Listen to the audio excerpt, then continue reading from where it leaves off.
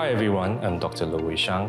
Did you know that an estimate 4 in 1,000 children are affected by hearing loss at birth? This makes congenital hearing loss one of the most common birth defects. Hearing loss can greatly impact a child's overall development, including speech, language, and social skills, as well as the overall quality of life. That's why early detection and intervention are crucial to help these children reach their full potential. Hearing loss can occur from infancy to adolescence. More than half are due to hereditary conditions such as genetic mutations. Acquired conditions such as perinatal issues can also contribute to congenital hearing loss. For example, a child exposed to infections before birth, or a child who needed neonatal intensive care, or has head, face, or ear abnormalities may be at a higher risk. There are three main types of hearing loss: conductive, sensorineural, and mixed. Conductive hearing loss involves problems with the outer or middle ear, leading to muffled sounds.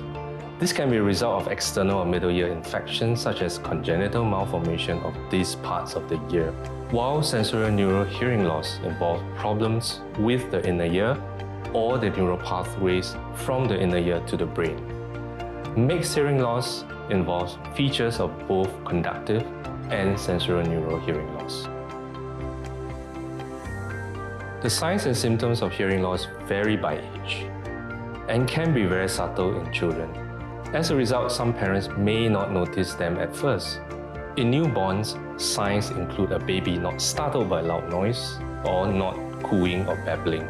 In older children, symptoms include delayed language skills, listening to devices at high volumes, difficulty locating the source of sounds, and inattentiveness. If a child shows these signs and symptoms, please seek a hearing screening as soon as possible.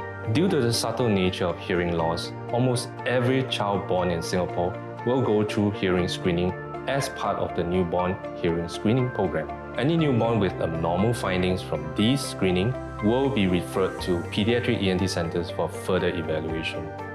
The aim is to detect and rehabilitate these children as early as possible. An audiologist will conduct audiometry tests to assess the severity of the hearing loss. For children above 4 years old, regular pure tone audiometry may be performed. For those under 4, visual reinforcement audiometry or play audiometry may be performed. These tests involve the use of puppets, games, or toys to condition a child's response to sound stimuli. For newborns or very young children who may not react to sounds, your doctor may suggest an auditory brainstem audiometry or an acoustic emission test. These are objective tests that do not require response from the patient. In summary, these tests are vital in providing doctors information to manage your child's condition. Imaging is also an option to check for structural abnormalities in the ear. And finally, gene testing can be conducted to screen for genetic mutations that are a major cause of congenital hearing loss. Besides early detection, early intervention is also crucial. The earlier we intervene, the better the language outcomes.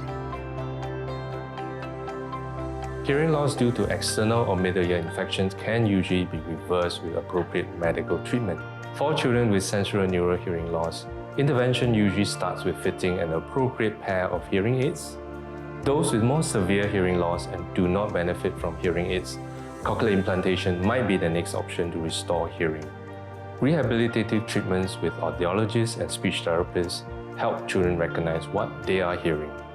With proper rehabilitation, we hope the child achieve good hearing and receive normal education.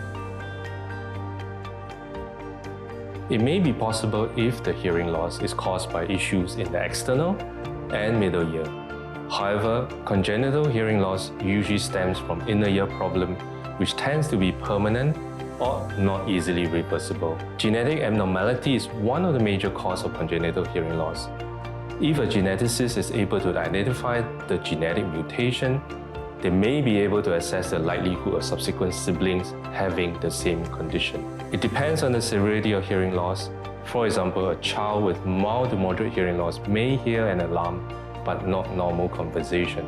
Without a hearing aid, a child may face difficulty learning to speak, as speech sounds are usually on the softer end of the sound intensity spectrum.